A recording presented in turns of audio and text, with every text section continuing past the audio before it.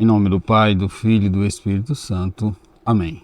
Amados irmãos, queridas irmãs, hoje, segunda-feira, dia 15 de janeiro, estamos assim vivenciando a segunda semana do tempo comum.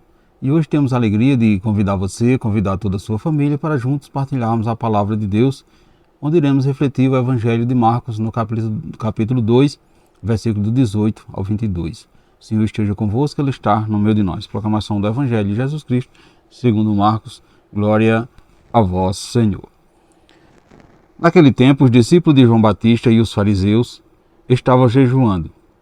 Então vieram dizer a Jesus: por que os discípulos de João e os discípulos dos fariseus jejuam, e os teus discípulos não jejuam?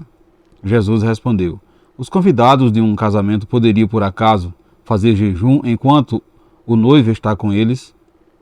Enquanto o noivo está com ele, os convidados não podem jejuar, mas vai chegar o tempo em que o noivo será tirado do meio deles. Aí então eles vão jejuar.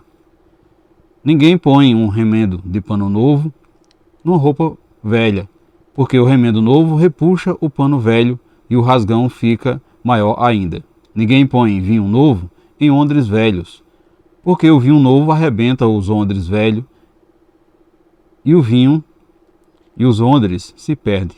Por isso, vinho novo em odres novos. Palavra da salvação. Glória a vós, Senhor. Meus irmãos, minhas irmãs, amadas famílias, o Evangelho de hoje vai assim nos apresentar os discípulos de João e os fariseus que faziam jejum. E perguntaram a Jesus por que os discípulos não jejuavam. Então Jesus responde que os seus discípulos não estavam em jejum porque ele ainda estava presente no meio dele. Isso era motivo de festa e de alegria. Quando chegasse o dia em que ele não estivesse mais com ele, é que deveria jejuar em preparação para a sua nova vinda, porém um jejum diferente do legalismo religioso antigo. Então veja que seus amigos, seus discípulos, sofreria perseguições, sofreria dificuldades, tristeza, desolação. Seria essa a nova forma de jejum e penitência que Jesus apresentava. Portanto, na época de Jesus, o jejum era uma prática que fazia parte do dever religioso entre os judeus. Os fariseus, como os discípulos de João Batista, jejuavam regularmente. O jejum judaico era uma espera do Messias, um sinal de dor, de penitência, para implorar a misericórdia de Deus ou mostrar arrependimento dos pecados. Mas agora Cristo estava no meio deles, não era necessário o jejum. O jejum penitencial, corporal, principalmente com a intenção de atrair os louvores. Então, ninguém precisa ficar sabendo que estamos fazendo jejum, somente Deus. É para Ele o nosso jejum. E muito menos, irmãos e irmãs, demonstrar tristeza e abatimento por estar jejuando. Fazer algo de bom por interesse próprio é sinal de hipocrisia, sinal de falsidade.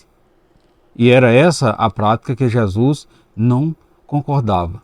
Então os fariseus praticavam o jejum e continuava oprimindo o próximo. E isso Jesus rejeitava.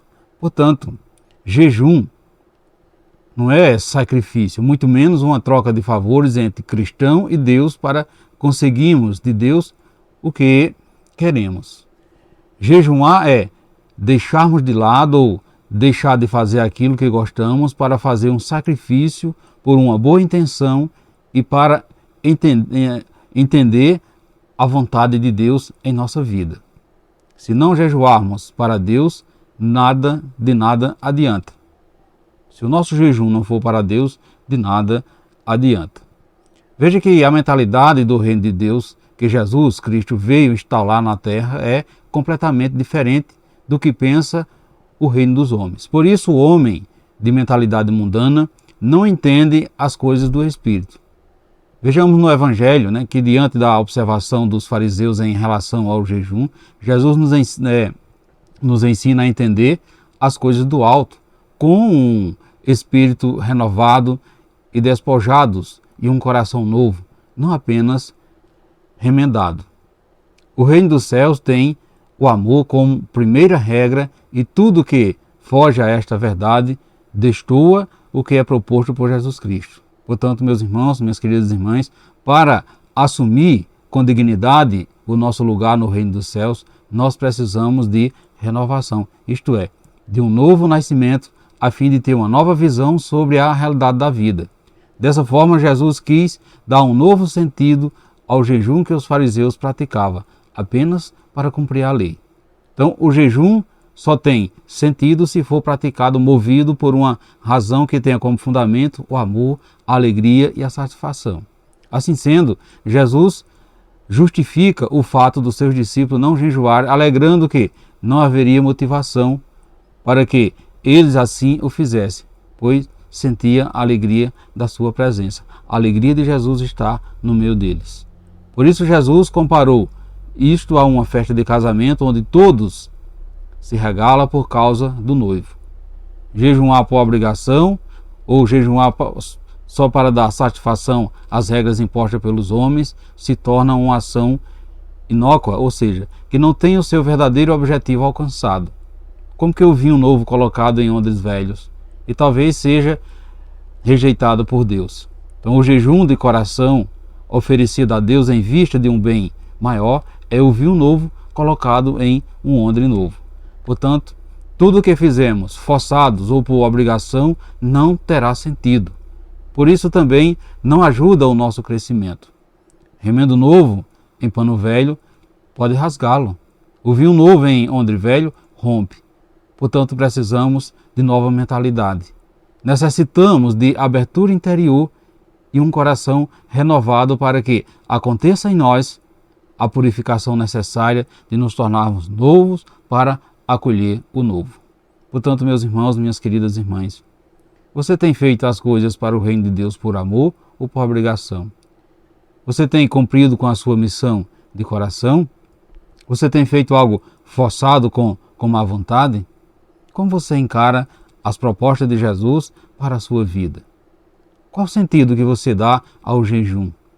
Para que finalidade você jejuma? Como você se sente quando está jejuando? Reflita nesse dia de hoje, caríssimos irmãos e irmãs. Que possamos assim dizer de coração ao Pai que a presença de Jesus na nossa história é motivo de grande alegria. E que a nossa alegria consiste em construir um mundo de amor e de fraternidade como Ele nos ensinou. Assim seja.